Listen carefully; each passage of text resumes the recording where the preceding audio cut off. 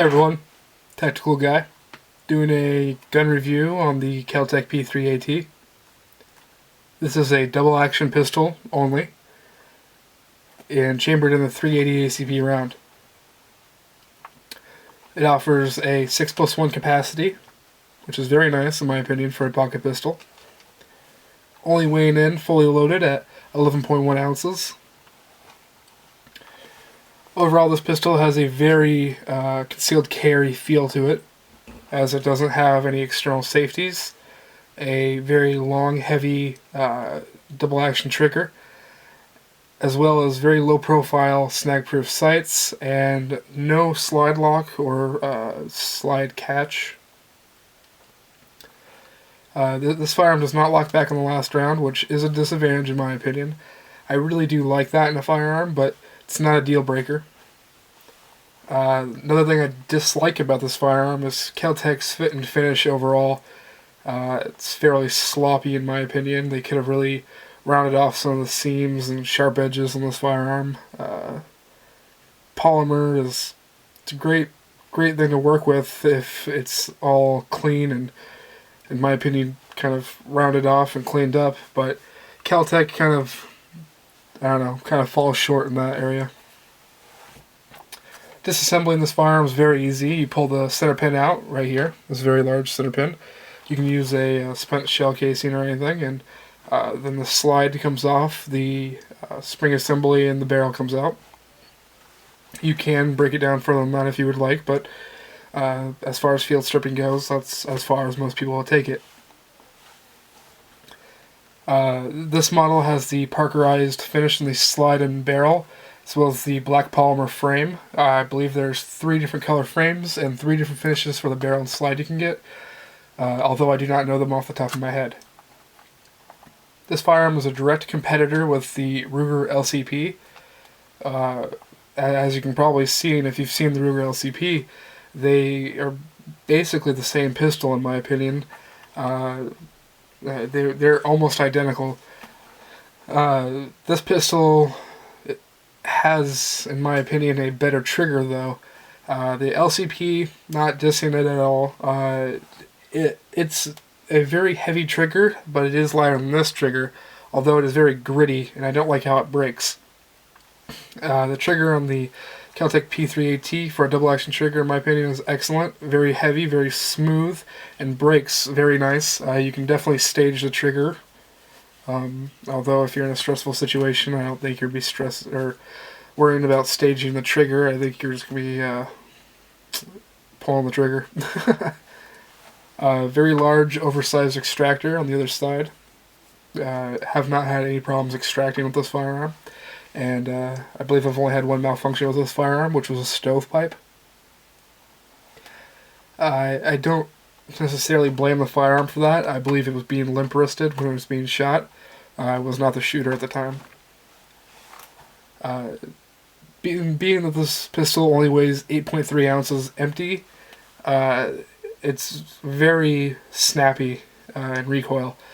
The 380 ACP round is already kind of a, I'm not sure how to explain it, very snappy round, I guess you could say. Kind of like the 40 Smith & Wesson, it's very snappy for its size.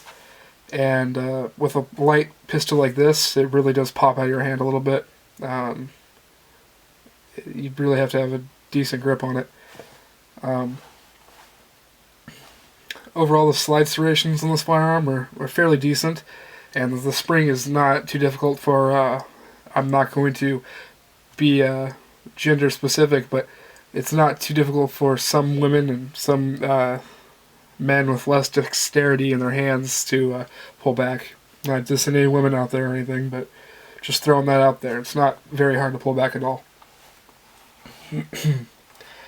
I believe this flush floor plate on the magazine, it's great, but I believe there is extended floor plates for your pinky, or the rest of your ring finger, as in my case.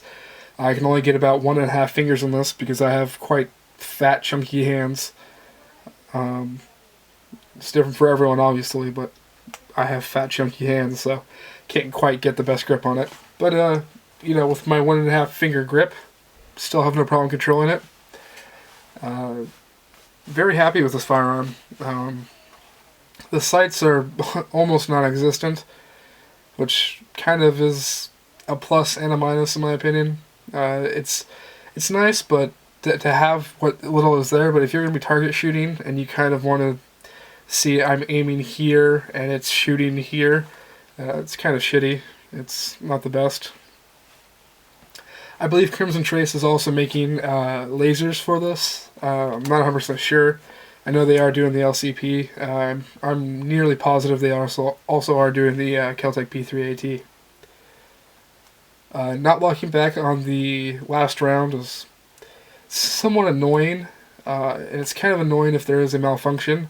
But again, that's not a deal breaker. Overall, if I'd have to recommend this pistol, I definitely would. It's very easy to conceal, no matter if it's in a pocket or ankle holster or wherever you would typically conceal a small pistol. I personally use the Uncle Mike's size 1 pocket holster. Nothing special, but it does cover the trigger guard.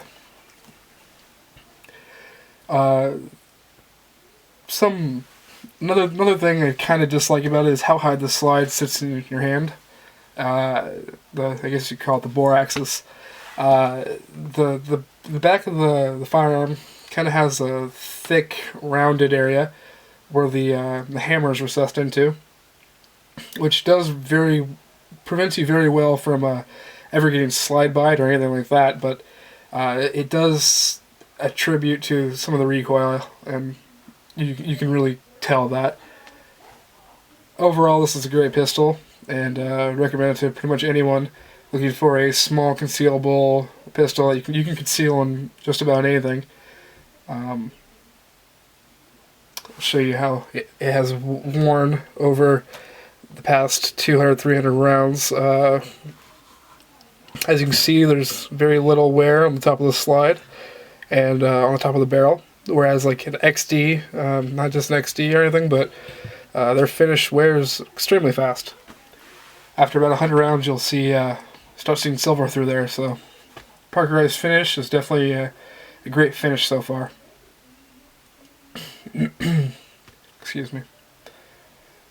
That's about it for the Kel Tec. Other than that, if any of you guys have questions or concerns about the channel or this video or the firearm, please go ahead and post comments, like, subscribe, and give me constructive criticism. I get tongue twisted and I say stupid shit just like most of these people out here, and I'm not perfect. I am not a professional channel at all, but I do make videos as a hobby, and if you guys like them, it does make me feel good that you guys are watching my videos and you guys got something from it, or I helped you make a decision or something. So if I have gear and I review it and it helps you in any way, awesome. I'm glad that really helps you. But if there's something else you would like to see better,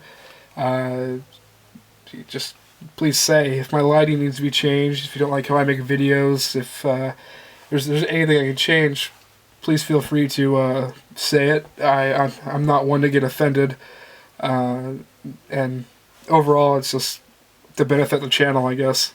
So thank you very much for watching. I hope this video helped you out in some way, and just stay safe.